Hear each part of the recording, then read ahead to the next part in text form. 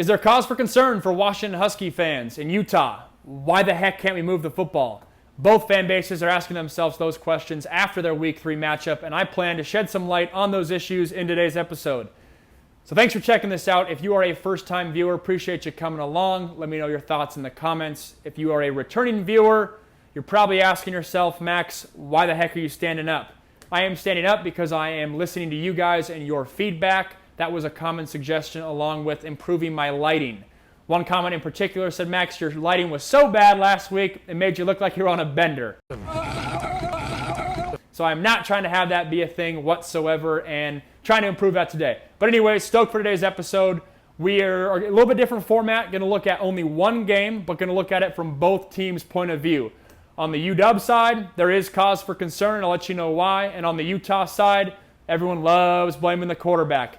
Tyler Huntley is not the one to blame. He is not the issue. He played a solid game. The issue is an offensive execution issue, and so I will shed light on both those things in today's episode. Let's get it going. We're going to start with the turning point in the game.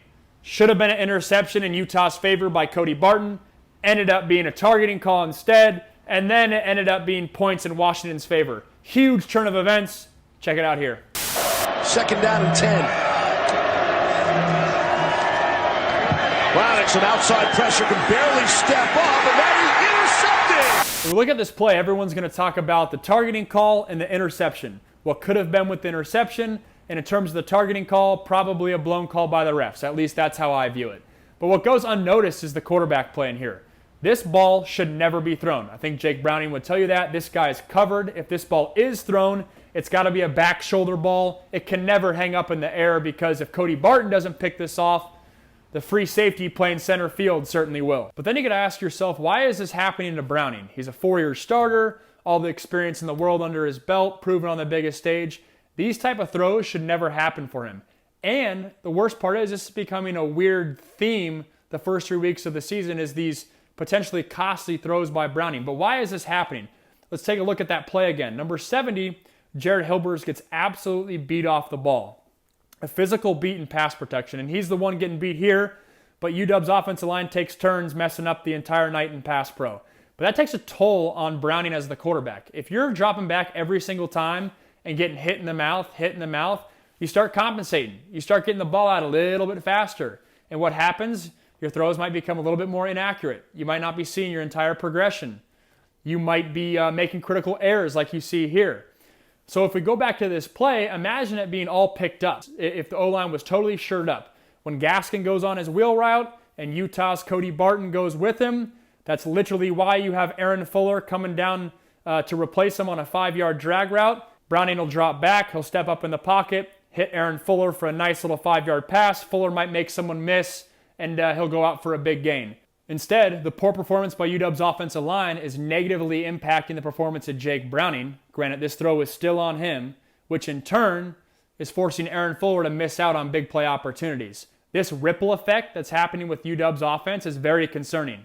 But what's more concerning is I have seen this exact same mistake 2 weeks in a row.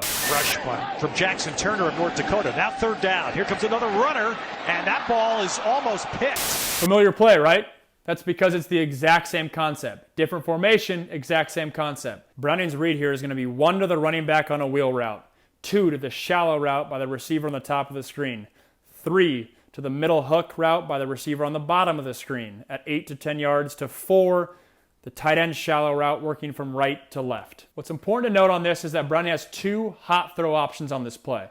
1 is to the running back on the wheel route, and 2 is to the shallow coming underneath. On this exact play, it's important to note that this is not the offensive line's responsibility to pick up this blitzer. This is a corner cat blitz. The O-line has no business with that protection. This one is on Jake Browne. So when he sees that corner cat, he's going, hey, can I get my hot route out to my running back? No. Why can't I? Because North Dakota's outside linebacker, Tyron Verreed, chased the running back. So then I got to come immediately down to my shallow route and see if he's open. Browne never gets that far. It's not easy. He might take a shot, but it is something you would expect of a 4th-year senior quarterback. So for me, I see a 4-year returning starting quarterback make the exact same potentially catastrophic mistake in back-to-back weeks on the same exact concept in the red zone. That will eventually catch up with UW. They've got away with it in week 2 and week 3, but eventually that'll catch up with them. So shoring up the offensive line, which is the reason I think Browning is forcing these throws, will be the key to success for UW moving forward. Now on to the Utah Ute side of things. For me, this game was marked for Utah by their offense's inability to execute. Execute, Max. I feel like I hear every coach always says that. It becomes a little bit of a buzzword. What exactly does that mean? Let's take a look. I'm going to rip through a series of 5 Utah offensive plays that all belong to the jet sweep family. And all 5 of these, Utah fails to execute the play fully. On this first one here, Utah's going to send Britton Covey in motion. They're going to toss him the jet sweep ball. He's going to run around the corner, cut it up, and get tackled by number 92, Jalen Johnson for UW. It looks like a good 4-yard run, but when we go back and look, Covey, why are you cutting up so fast? The jet sweep's meant for you to get on the outside. If you're getting tackled by the defensive end, we got issues. So get on the outside. The receivers have everyone blocked. The corner's off. He's about 10 yards off the ball. This run might go for 15, 20 yards if Covey doesn't turn the ball up. Now to the second play. We're going to have the same handoff action to Covey in the backfield. Huntley's read's going to be number 92, Jalen Johnson. If he doesn't think that Covey can get outside Jalen Johnson, he's going to pull the ball and run it up the middle. I should note on this play, it's all blown up because the left guard on his pull trips over his feet and falls down. So it's busted from the start. But nevertheless, it shouldn't even get to that point because this ball should be handed off. There's no way that this defensive end, Jalen Johnson, can tackle Covey, a wide receiver running outside. And once again, all the blocks are lined up outside. This could be a big play, but it's a missed opportunity for Utah. Sticking with that same jet sweep family, this time it's a crucial 3rd and 2. Utah's moving the ball. They're in Washington's territory. They're only down a score. They're going to elect to go with a QB run. It's designed the entire way. And when we look at it, Huntley's going to send Covey in motion once again and dive forward. It looks like a great play by Ben Burkervin, a Sacred Heart Prep Gator. But the reality is it's a poor play by the left guard for Utah, Lo Falamaka. His shoulders are perpendicular to the line of scrimmage. That's always a deadly sin because it's tough to get back off and execute your combination block. So yes, a good play by Ben Burkervin, but a poor execution by Utah's offensive line. If you're sensing a theme here, that's because there is. We're going to stick with that same jet sweep action. Covey's going to come in motion. Huntley's going to toss him the ball. When we watch it here, I still don't like how fast Covey's turning up the field, but it is 3rd and 2, so I can't blame him for getting the sticks. But Utah's receivers outside, they got to block better. They got to come with a punch. Number 9, Bronson Boyd, he's got to know where the sticks are. They only need 2 yards. For him to get eaten up in the blocking game, that's tough. And he's a freshman receiver, but still, there's no excuse. They got to get this done. They're leaving yards on the table. Keep it rolling. Once again, Covey send in motion. Huntley doesn't give him the ball this time and jets forward.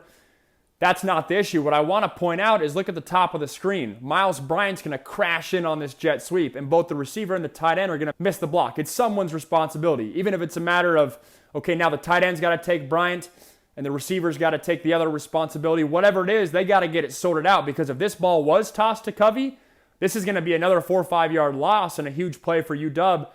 And it's a great play by Bryant, but it's more so a lack of execution by Utah because they're not getting their bodies in the right spot. The big question for Utah after week 3 is why can't this offense move and score the football? So much hype around this team in the offseason, a returning quarterback in Tyler Huntley that people liked. A lot of people picked him to win the South. So what's the deal?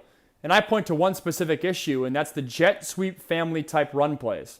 And I say family because they're not all jet sweeps, but they all have that similar action, and they're not being executed to the full potential. Sometimes it's the blocking scheme that messes up. Sometimes it's Tyler Huntley's read. Sometimes it's the runner's angle. As you guys saw, Utah just keeps taking turns, and they're not executing those plays. And even more so, Utah goes to those plays on 3rd and shorts to convert downs and 1st and 10 to start drives. So when you're not executing those plays, those are momentum killers for your offense. But anyways, you guys got my cause for concern for Washington. You got what Utah needs to work on in week 4 moving forward to have success in the South. So let me know what you think of this video. Thanks for checking this out. If you haven't already, please subscribe to my channel. I'll be coming out with content like this every single week for you guys. So thanks for checking this out. See you next week.